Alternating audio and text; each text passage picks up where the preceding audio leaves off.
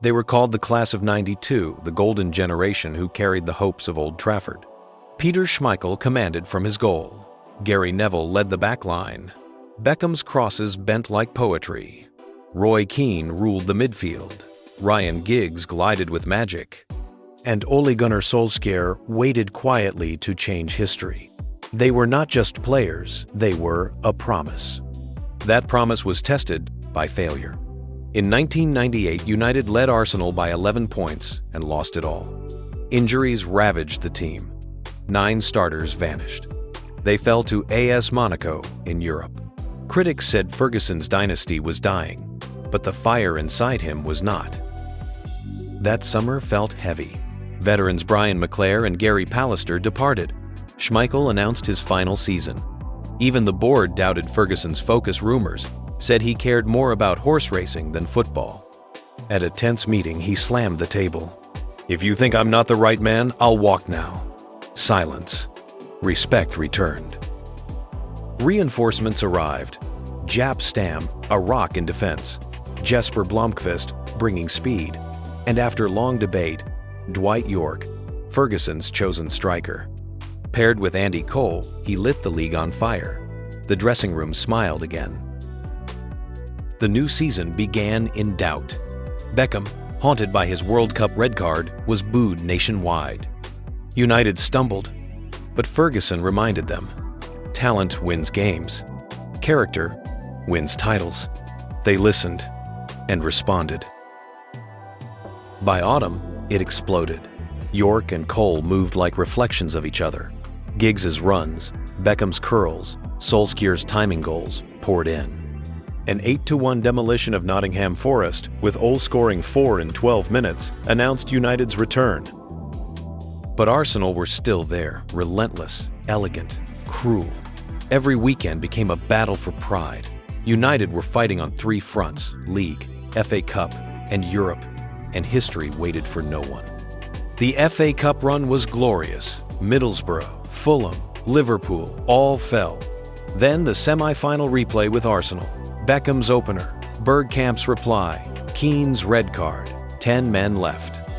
Extra time. Giggs stole the ball, ran half the field, slalomed past 3 defenders, and blasted into the roof of the net. United were going to Wembley. In the league, pressure never stopped. Arsenal chased hard, but in May, they slipped against Leeds United. When Ferguson's men beat Tottenham on the final day, the title returned to Old Trafford. 1 trophy down, 2 to go. A week later, FA Cup final. Roy Keane injured early. Teddy Sheringham replaced him and scored within minutes. Paul Scholes added another. 2 cups in 7 days. And then Barcelona. The 26th of May, 1999, Camp Nou. Manchester United versus Bayern Munich. Both chasing the treble, both craving immortality. United missing Keane and Scholes. 6 minutes in, Mario Basler scores. Bayern control, hit the post twice. Schmeichel keeps United alive. Ferguson waits, then he acts. He sends on Sheringham, then Solskjaer. 90 minutes corner to United. Beckham swings it in. Chaos. Sheringham turns goal. 1-1. Another corner. Beckham again. Flick on. Solskjaer strikes. 2-1. Pandemonium. 102 seconds to immortality. Ferguson on the touchline, arms raised, eyes wet. Schmeichel collapsed. Players crying, fans screaming. It was more than a win. It was a miracle, written in blood and belief. The treble was complete. Across England, millions stayed awake. Commentators shouted, "Manchester United have reached the promised land." The class of '92 had become immortal. For the players, exhaustion mixed with disbelief. They had traveled from despair to glory in one season. Every wound from 1,998 had turned into strength, every doubt into determination. They were proof that pain can build champions. Ferguson's leadership held everything together. He refused fear, demanded belief. "Lads," he'd say, "Manchester United never gives in."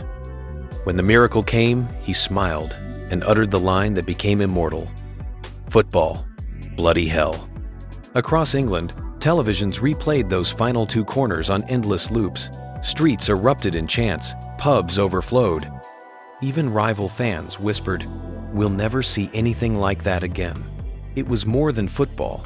It was theater, poetry, destiny. That night in Barcelona became a lesson passed through generations. Coaches spoke of mentality, journalists of tactics, but fans knew the truth. It was faith that won that game. No English club has ever repeated that treble. Many chased it. Arsenal's Invincibles, Mourinho's Chelsea, Klopp's Liverpool, Guardiola's City, all great, yet none captured the same soul. Because 1999 wasn't just success, it was story. In the years that followed, the heroes slowly departed. Schmeichel lifted the trophy and said farewell. Keane remained as the warrior captain. Giggs aged gracefully, still gliding down the wing. Beckham's fame exploded, yet his heart stayed in Manchester. And Solskjaer, the quiet Norwegian, remained the symbol of belief. A single swing of his boot had written eternity. Decades later, he would return as manager, standing on the same touchline where his dream began. For the fans, that season was identity. They remember where they were when Solskjaer scored, who they hugged, what they shouted. Football, at its purest, is not about numbers, it's about moments that freeze time. Old Trafford still breathes that memory. Every new signing hears the whispers of '99. It's not pressure, it's inheritance. To wear the red shirt is to carry the weight of that miracle. And perhaps that's why the story endures, because it reminds us what sport can be: unity, belief, resilience, and the audacity to dream when logic says it's over. In every roar from the Stretford end, in every child wearing a United jersey, the echoes of 1999 remain. The ball still rolls, the dream still breathes. It wasn't perfection that made them legends. It was courage, the willingness to fight, to believe, to rise again. That is the real meaning of Manchester United. Even now, when documentaries replay that season, viewers still feel the heartbeat rise as Solskjaer's shot hits the net. The miracle lives each time it's told. 13 minutes of football that changed eternity. 90 minutes of fight. A lifetime of memory. And somewhere, under the floodlights of an empty stadium, if you listen closely, you can still hear it. The echo of victory. The whisper of belief. The soul of Manchester United. Today, decades later, the names of '99 still live inside Old Trafford. Players who weren't even born that year speak of it like a legend they grew up with. They've heard the roar, seen the clips, and felt the weight of that red shirt. The modern Manchester United has changed: new faces, new owners, new struggles, yet the spirit remains. In the dressing room, the young ones still whisper, "Remember the treble."